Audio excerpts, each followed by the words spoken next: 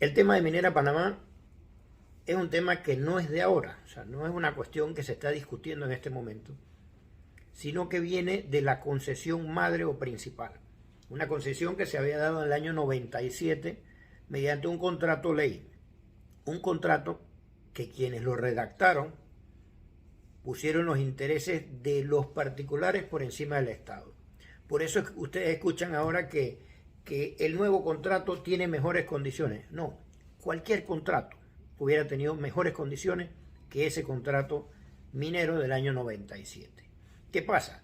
Ese contrato fue demandado ante la Corte Suprema por el Centro de Incidencia Ambiental y otros sectores. Ese contrato o esa demanda tardó más de 10 años en resolverse, en el despacho de un solo magistrado casi. Luego que sale ese fallo, los abogados de Morgan y Morgan, que representan a Minera Panamá, presentaron una serie de recursos y de acciones con el fin de retrasar la entrada en vigencia del fallo, porque aclaración de sentencia lo único que puede es aclarar puntos oscuros, pero no cambia la decisión final. Y eso cogió como 4 años más.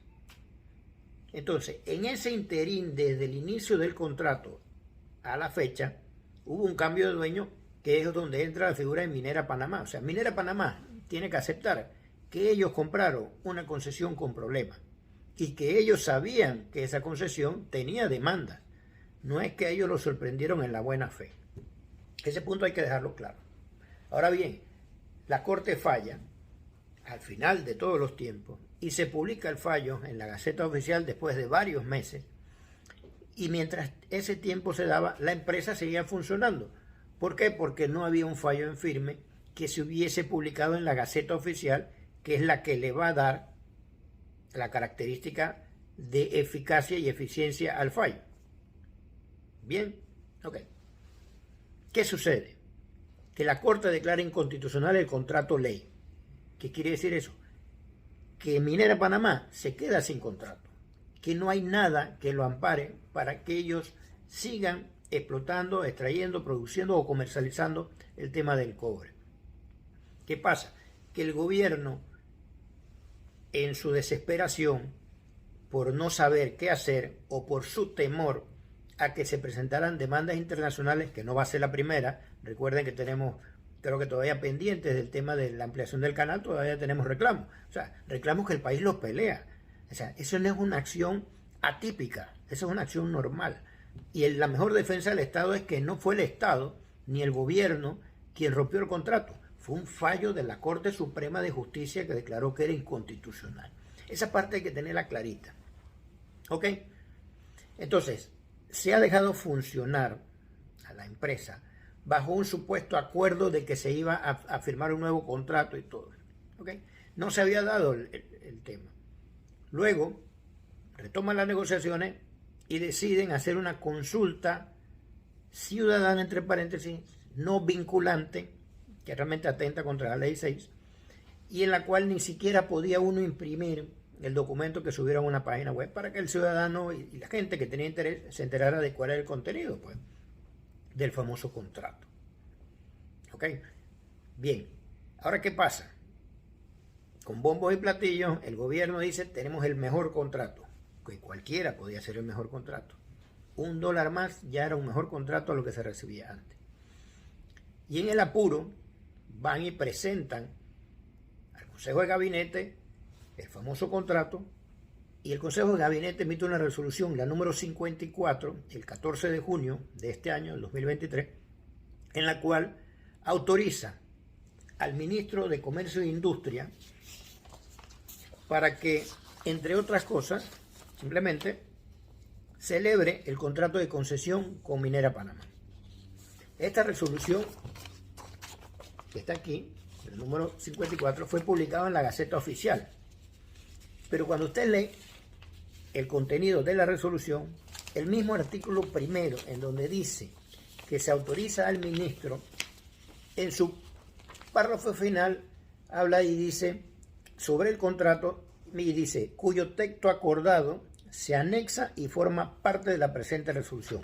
¿Qué quiere decir? Que esta resolución del Consejo de Gabinete tenía que venir junto con el contrato y publicarlo, porque también ordena aquí: la presente resolución entrará a regir a partir de su promulgación en la Gaceta Oficial, pero no publicaron el contrato, sino simplemente para que la gente no se enterara del contenido del contrato antes del referendo y de cualquier cosa, no lo publicaron y solamente publicaron parcialmente esta resolución.